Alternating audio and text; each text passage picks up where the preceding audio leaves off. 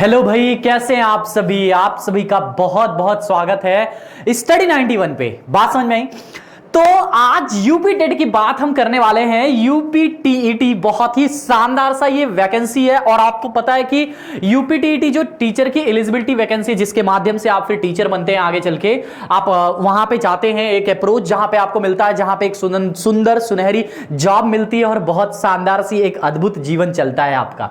तो उसके बारे में मैं आज आपसे बात करने वाला हूं। मैं शुभम सिंह हूं और स्टडी 91 से मैं आपका बहुत बहुत स्वागत करता हूं। मैं आपको पढ़ाने वाला हूं मैथ्स, जिसमें यूपी टीईटी में मैं आपको पढ़ाऊंगा मैथ्स। बात समझ में? तो सबसे पहले यूपी टीईटी के एग्जाम की बात कर लेते हैं। देखो, समय का अभाव रहता है हमेशा, बहुत जल्दी नोटिफिकेशन आ जाती है, बहुत जल्दी एग्जाम आ जाता है, बहुत जल्दी सारी बातें आ जाती है और बच्चा हड़बड़ाहट में सारे सब्जेक्ट तो पढ़ता है, लेकिन कभी कभी कुछ मामला गड़बड़ भी हो जाता है। यूपी टीईटी के लास्ट के 2-3 साल को देखो। यूपी टीईटी की मैं बात कर रहा हूं, मैं उत्तर प्रदेश के टीईटी की बात कर रहा हूं। अगर उत्तर प्रदेश के टीईटी की बात करोगे आप, तो लास्ट के 2-3 साल में आप देखो तो जो पेडागोजी का सेक्शन है उसको धीरे धीरे हटाते हुए चले जा रहे हैं। ये यूपी में अब पेडागोजी नहीं आता है, फिर भी मैं आपको वहां से बताऊंगा कि किस टाइप के क्वेश्चन बनते हैं पेडागोजी से। साथ ही साथ जो थियोरेटिकल क्वेश्चन जो पेडागोजी टाइप के बनते हैं उसके बारे में भी हमें जानना चाहिए, ठीक है ना। तो उसके बारे में मैं आपको बताऊंगा, लेकिन सबसे पहले सिलेबस की बात करें तो 30 क्वेश्चन होता है जो कवर करता है आपके एग्जाम में। बात समझ में? 30 क्वेश्चन होता है। यूपी टीईटी की बात करूं तो वो आपके एग्जाम में कवर करता है। प्रीवियस ईयर एग्जाम को उठा के अगर आप देखेंगे, प्रीवियस ईयर जो हमारा पेपर हुआ था, अगर उन सबके पेपरों को उठा के देखेंगे तो पिछले 2 सालों से पेडागोजी उसमें नहीं आ रहा, मतलब पूरा के पूरा 30 क्वेश्चन आपके मैथ से आ रहे हैं। बात समझ में आ रही ना? तो उसमें पूरा का पूरा मैथ्स का सेक्शन है जहां पे आपको सारी चीजें हैं और अंक गणित भी है और बीज गणित भी है, साथ ही साथ रेखा गणित भी है, क्षेत्रमिति का सेक्शन है और सब कुछ है वो सिलेबस के अंतर्गत। अभी मैं आज आपको बताऊंगा सिलेबस में आज हमें क्या क्या पढ़ना है। यूपी टीईटी टीचर जो हमारा, आज हम सिलेबस और इंट्रोडक्शन की बात करेंगे। अब समस्या है कि आप स्टडी 91 पे ही क्यों ये पढ़ेंगे या आपको स्टडी 91 क्यों ज्वाइन करना चाहिए। इसकी सबसे बड़ी वजह मैं आपको बताता हूं कि आप हमारे साथ ही क्यों जुड़ना चाहेंगे। देखो, सबसे बड़ी बात है इसमें कि यहां पे जितने भी टीचर आपको पढ़ाएंगे यूपी टीईटी, सबका इंट्रोडक्शन है, आप अपना अपना देख सकते हैं। जितने भी टीचर यहां पे पढ़ाएंगे वो सारे टीचर आपको बकायदा वेल एक्सपीरियंस है, साथ ही साथ आपको वो स्टडी मटेरियल इस तरह का देंगे जो पिछले कई सालों से वो यूपी टीईटी को टारगेट बना के चल रहे बच्चों को पढ़ा रहे हो। कितने सारे बच्चे उन्होंने सेलेक्ट कराए हैं, वो सारी टीम यहां पे आई है एक साथ पूरी स्टडी 91 के प्लेटफॉर्म पे। बात समझ में? अब आपको क्या है कि सारे टीचर आपको स्टडी मटेरियल देंगे, मतलब जो पीडीएफ के फॉर्म में आप देंगे, चाहे आप उसको प्रिंट भी करा सकते हैं, चाहे आप उसको पढ़ सकते हैं। उसकी सबसे बड़ी खास वजह होती है, जैसे आप कभी भी बुक ले लेते हो, आप उससे पढ़ते तो हो, लेकिन समस्या यह होती है कि फिर अगर कुछ ना समझ में आए तो क्या करें। तो यहां पे मैं आपको बोलूं, आवाज आ रही ना? हाँ, वॉइस इज ऑडिबल, ओके, ठीक है ना। तो यहां पे क्या है कि जैसे आपको कोई भी चीज मिलती है, आपको ना समझ में आ रही तो आप हमें डायरेक्टली देख सकते हैं वीडियो के माध्यम से, आप डायरेक्टली हमसे पूछ सकते हैं कमेंट के माध्यम से। ये सारी फैसिलिटी सभी टीचर के साथ अवेलेबल है। तो आप स्टडी 91 में अगर ज्वाइन होते हैं तो आपको बहुत सारी चीजों का फायदा है। साथ ही साथ टीचर अपना पढ़ाएगा, आपको सारी चीजें देगा। इसमें आपको मॉक टेस्ट से रिलेटेड आपके एग्जाम आने से पहले जो हम आपको तैयारी जो कराएंगे, जो आपके लिए टेस्ट ऑर्गेनाइज किया जाता है, इस सब्जेक्ट से इतना प्रैक्टिस करना है। जब तक आप प्रैक्टिस नहीं करोगे, आपको मैंने सब कुछ पढ़ा दिया, आप एग्जाम हॉल में बैठ गए, क्या आप कुछ कर पाओगे? नहीं कुछ कर पाओगे जब तक आप प्रैक्टिस नहीं किए रहोगे। आपको प्रैक्टिस करना बहुत जरूरी है। स्टडी 91 एक ऐसा लर्निंग प्लेटफॉर्म है जहां पे आपको सभी टीचर एक वेल एक्सपीरियंस और वेल टाइमिंग के साथ आपको रोज की class per day on schedule time मिलेगी और 100% मिलेगी। बात समझ में? दोनों तरह की क्लासेस इसमें आपको मिलेंगी, लाइव क्लासेस भी मिलेंगी, रिकॉर्डेड क्लासेस भी मिलेंगी, कभी कभी रिकॉर्डेड मिलेंगी, कभी कभी लाइव मिलेंगी, दोनों तरह की क्लासेस मिलेंगी। तो ये आपको इसका समस्या नहीं लेना कि हमें क्या पढ़ना है, कैसे पढ़ना है। आपको हमें सिर्फ पढ़ाना है भैया, हमें आपको नॉलेज देना है। हमें यह नहीं पढ़ना कि किसका कौन सा कमेंट है, क्या आया, ये सबसे नहीं भैया। काम की बात आएगी, आप कमेंट बॉक्स में करिए, कोई डाउट है हम आपको पर्सनली डाउट क्लियर करेंगे, चाहे कोई भी टीचर हो। बात समझ में? बाकी फालतू की कोई यहां टाइम वेस्ट नहीं होता। आपको स्टडी मटेरियल के नाम पे जो दिया जाता है वो शानदार तरीके से पढ़ाया जाता है और एक मजबूत आधार, जो जीरो से हीरो बनाने की बात चलती है ना, वो जीरो से हीरो बनाने की कला यहां पे हर किसी को आती है। बात समझ में? और वो आपको दिखेगा जैसे जैसे आप देखेंगे जाएंगे टीचरों को। आप एक बार आके तो देखिए। बात समझ में? मैं आपको अपने सब्जेक्ट से बात कर लेता हूं कि मैथ्स की मैं क्या बात करने वाला हूं। मैथ्स का सिलेबस बहुत ज्यादा डिटेल में नहीं है। मैथ्स का ये मैं आपको मैथ्स के बारे में बात करूं तो मैथ्स का ऐसा सिलेबस नहीं है कि अगर आप नहीं पढ़ेंगे तो भाई आपको कुछ हो जाएगा, ऐसा। देखो मैथ्स जो आती है वो लिमिटेड आती है, लिमिटेड इन द सेंस की क्वेश्चन जो पुटअप किए जाते हैं जो आपके एग्जाम में, वो वही बच्चा लगा पाता है जिसका बेस बहुत अच्छा है, और जिसका बेस अच्छा है फिर उसे क्वेश्चन लगाने में समस्या नहीं होती। आपको हमें बनाना है हीरो। क्या बनाना है? हीरो। कि क्वेश्चन को देखते ही कैसे आपकी पकड़ होनी चाहिए उस क्वेश्चन पे, कैसे आप समझ जाए कि ये क्वेश्चन अच्छा इस तरीके से सर ने पढ़ाया था, और ये पिछले 10 सालों से जो यूपीटीईटी का चल रहा है पैटर्न, उसको पूरा रिवीजन करने के बाद, अच्छे से स्टडी प्लान करने के बाद ही हम आपके सामने आए हैं। बात समझ में? हम एकदम आपको सिलेबस अच्छे से बता दे रहे हैं कि पहले हमें सिलेबस के बारे में क्या क्या पढ़ना है। तो सिलेबस के बारे में मैं आपको बता दूं, सबसे पहले मैथ्स का सिलेबस जहां से मैं आपको बात कर रहा हूं, सबसे पहला चैप्टर नंबर सिस्टम से शुरुआत होती है हमारी, संख्या पद्धति।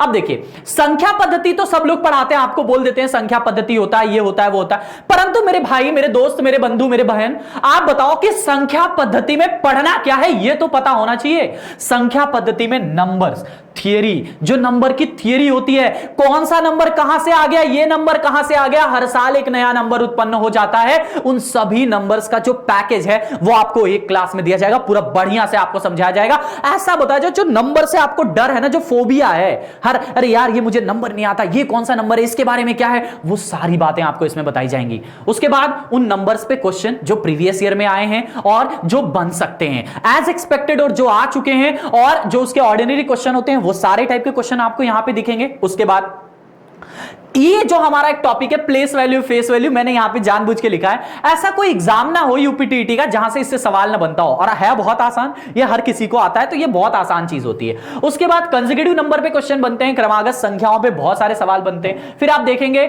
संख्याओं के योग, अंतर और गुणनफल पर हमारे सवाल बनते हैं। बात समझ में? योग, अंतर, गुणनफल, दो संख्या का योग इतना दिया, अंतर इतना दिया, इस तरह के इस पे बहुत सारे सवाल बनते हैं। उसके बाद संख्याओं के वर्ग और घन पे भी सवाल बनते हैं। ये पूरा जो सिलेबस यहां पे मैं आपको दिखा रहा हूं, ये पूरा सिलेबस आपको पीडीएफ के रूप में मिल जाएगा। आप बिना बैच परचेस किए भी सिलेबस को डाउनलोड कर सकते हैं और देख सकते हैं कि कौन सा टीचर क्या पढ़ाने वाला है। जैसे मैथ्स की बात करूं तो मैथ्स में मैं आपको क्या पढ़ाने वाला हूं, ये जब आप हमारा खोलेंगे स्टडी 91 का एप्लीकेशन या वेबसाइट, वहां पे ये आपको आसानी से दिख जाएगा। सिलेबस आप फ्री ऑफ कॉस्ट में डाउनलोड कर सकते हैं ये पूरी क्लास की, ठीक है। फिर डिविजिबिलिटी, विभाज्यता, फिर इकाई स्थान, शेषफल, ये हम सारी चीजें नंबर सिस्टम के अंतर्गत कवर करने वाले हैं।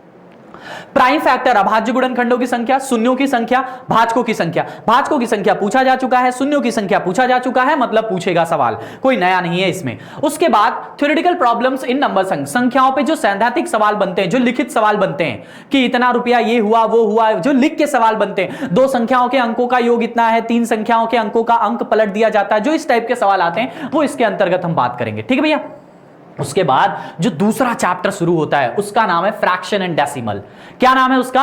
फ्रैक्शन एंड डेसिमल, यानी कि भिन्न और दशमलव। अब इसके अंतर्गत क्या क्या है देखो, व्हाट इज फ्रैक्शन, भिन्न क्या होती है, टाइप्स ऑफ फ्रैक्शन, भिन्नों के कितने प्रकार होते हैं, जो योगफल, अंतर, गुणनफल, भागफल, जो भिन्नों की आती है, जो सभी का कमजोर होता है, कमजोर पक्ष होता है भैया, उन सभी की मैं आपसे बात करूंगा। फिर उसके बाद डेसिमल, दशमलव के बारे में, कंपैरिजन ऑफ फ्रैक्शन, भिन्नों की तुलना से सवाल बनता है, और यहां से जो भिन्नों पे कि 1/5 भाग उसको दे दिया जाता है, शेष भाग का 3/5 भाग यहां दे दिया जाता है, वो किया जाता है, वो किया जाता है, वो सारे सवाल इस टाइप में आते हैं। बात समझ में ना?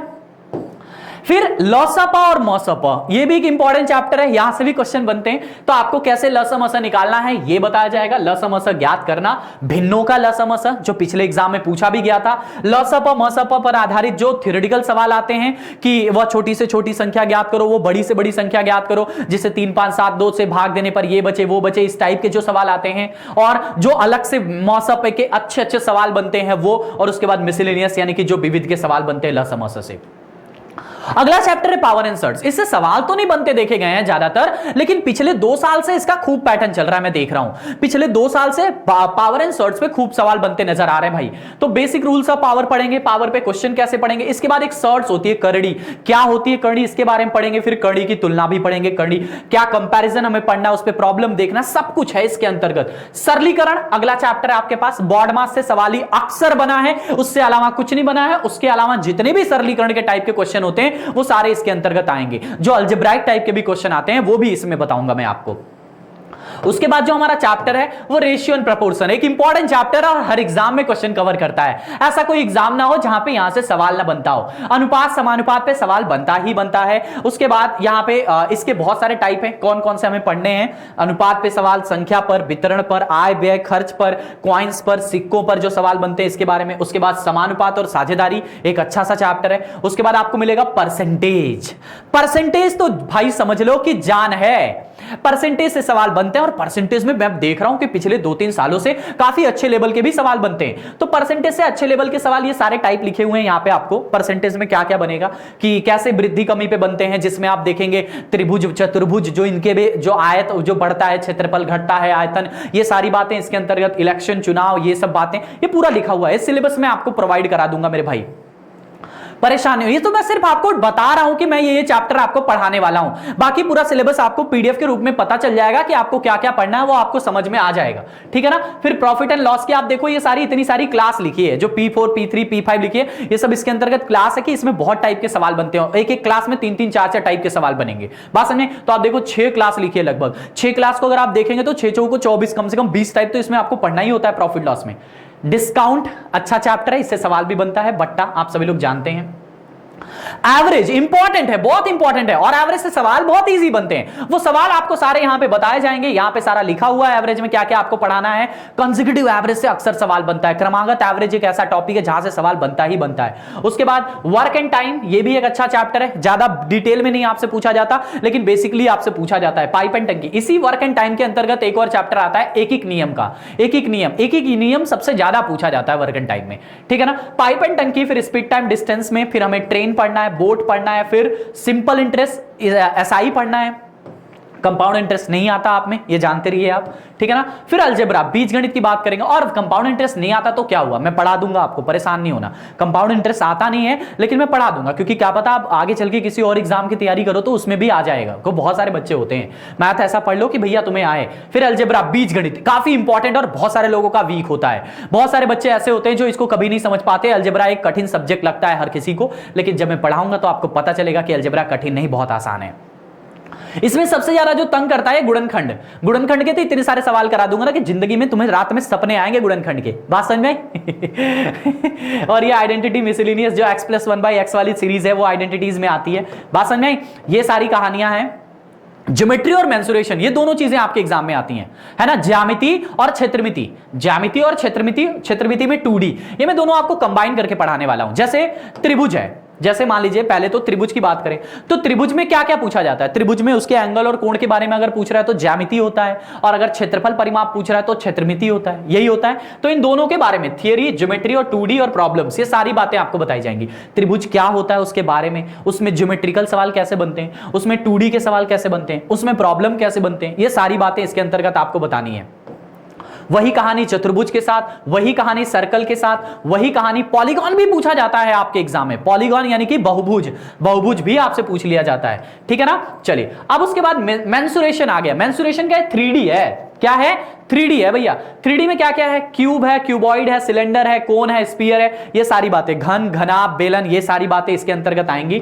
उसके बाद फिर आएगा स्टैटिक्स का चैप्टर। स्टैटिक्स में क्या पूछा जाता है, माध्य, माध्यिका, बहुलक, और इस पे बहुत सारे प्रश्न, ये सारे क्या है, इन पे प्रश्न के साथ साथ ढेर सारी प्रैक्टिस। और उसके बाद एक और चैप्टर है मेजरमेंट से अक्सर सवाल बनता है। मैंने देखा लास्ट के 2-3 सालों से खूब मेजरमेंट पे सवाल बन रहे हैं। किस तरह के मेजरमेंट बनते हैं सवाल, अरे भाई पूछ लिया जाता है कि इतना स्केल है, मीटर है, उसको सेंटीमीटर में बदलो, इतना मिलीमीटर में बदलो, इतना ऐसा ऐसा दे देता है कि आप कंफ्यूज हो जाते हैं। तो वो मेजरमेंट का भी एक चैप्टर में आपको बताऊंगा जहां पे आपको बिल्कुल भी कंफ्यूजन नहीं होगा। बात समझ में आई? तो होप कर रहा हूं कि आपको ये मेरी सारी बातें समझ में आ रही होंगी। ये सिलेबस बहुत ही शानदार है मैथ्स का, और पूरे सिलेबस से आपको मिलने हैं कितने, 30 नंबर के सवाल आने हैं। तो मैथ्स एक ऐसा अहम रोल प्ले करेगा आपके एग्जाम में। मैथ्स का सेक्शन जो होगा एक अहम रोल प्ले करेगा भाई। पूरे 150 क्वेश्चन में से 30 क्वेश्चन अकेला मैथ्स से आने वाला है। तो मैथ्स को इग्नोर नहीं किया जा सकता, और आप जुड़िए, अच्छे से पढ़िए, आपको समझ में आएगा कि आपने तैयारी की तो उसका कुछ फायदा मिला कि नहीं मिला। ये सारी बातें आपको समझ में आएंगी जब आप बैच में आएंगे तब।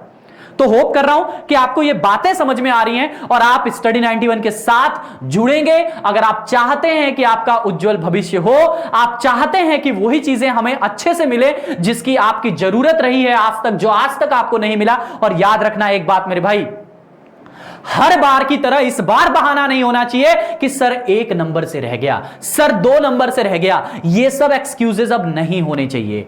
अरे ऐसा पढ़ लो ना कि टेट जब निकल जाएगा तो तुम्हें खाली सुपर टेट के बारे में सोचना हो। टेट तो आंख बंद करके, ये अगर आपने हमारे टेट के बैच को पढ़ लिया है तो आपको कभी टेट के बारे में दोबारा पढ़ने की जरूरत ही नहीं पड़ेगी। आप सबको गाइड भी करोगे कि स्टडी 91 पे टेट आपको ऐसा पढ़ाया जाता है जहां पे आपको सिर्फ एक बार अच्छे से पढ़नी है। और एक और बात मैं क्लास के पहले दिन से बोल रहा हूं, नोट्स अच्छे से बनाना आप सभी लोग, ठीक है ना। चलिए मिलते हैं अपनी पहली क्लास में जो बैच के अंदर है। तो आप बाय करिए, बैच में आइए, मुस्कुराते रहिए और अपना और अपनों का ख्याल रखिए। जय हिंद।